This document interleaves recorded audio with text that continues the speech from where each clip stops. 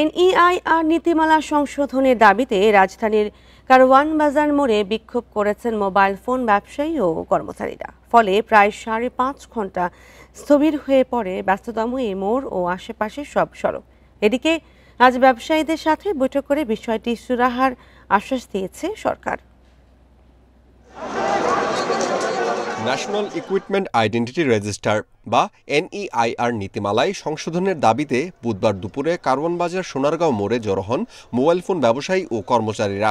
বিকেলের দিকে কারওয়ান বাজার মোড় অবরোধ করলে গুরুত্বপূর্ণ এই এলাকার সব সড়কে যান চলাচল বন্ধ হয়ে যায়। অবরোধের কারণে কয়েক ঘন্টার জন্য স্থবির হয়ে পড়ে মগবাজার সহ ফার্মগেট থেকে তেজগাঁওয়ের সংযোগ সড়কগুলো। ব্যবসায়ীরা জানান, এনইআইআর এর নামে যে অতিরিক্ত কর চাপানো হচ্ছে তা বহন করা অসম্ভব। তাদের ব্যবসার ক্ষতি হবে বলে দাবি করেন ব্যবসায়ীরা। অফিসিয়াল বলে কোনো বিষয় নাই।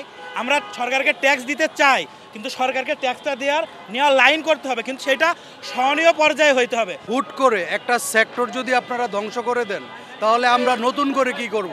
আমরা ট্যাক্স দিতে চাই, ট্যাক্সের মাত্রাটা কমায় নিয়ে আসুক, একটু সংস্কৃত করুক, আমরা এটাই চাই। ব্যবসায়ীদের অভিযোগ, নীতিমালার কিছু ধারা ব্যবসা বান্ধব নয়।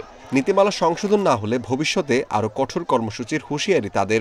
আমরা এনবিআর কাছে বলে এটা আমার করা সম্ভব না, বিটিআরসি বলে এটা সম্ভব না। এই কারণে সবাই এক জায়গায় কইরা আজকে একটা পয়েন্টে কনক্লুশনে আসছি। আমাদের মূল দাবি হলো, আমাদের ইউজ ফোন বাংলাদেশে বিশাল বাজার হয়েছে, এই বাজারটাকে ধ্বংস করা যাবে না। ইউজ ফোন একটা ক্যাটাগরিতে আমাদের ইনপুট করতে দিতে হবে। আর যদি লিখিত না দেয় তাহলে আমরা দোকান খুলবো না, আমাদের আন্দোলন চলতেই থাকবে। পরে সরকারের আশ্বাসে রাত 8:15টার দিকে সড়ক ছাড়ে আন্দোলনকারীরা। স্বাভাবিক হয় যানবাহন চলাচল। Amirul Islam, independent news, Dhaka.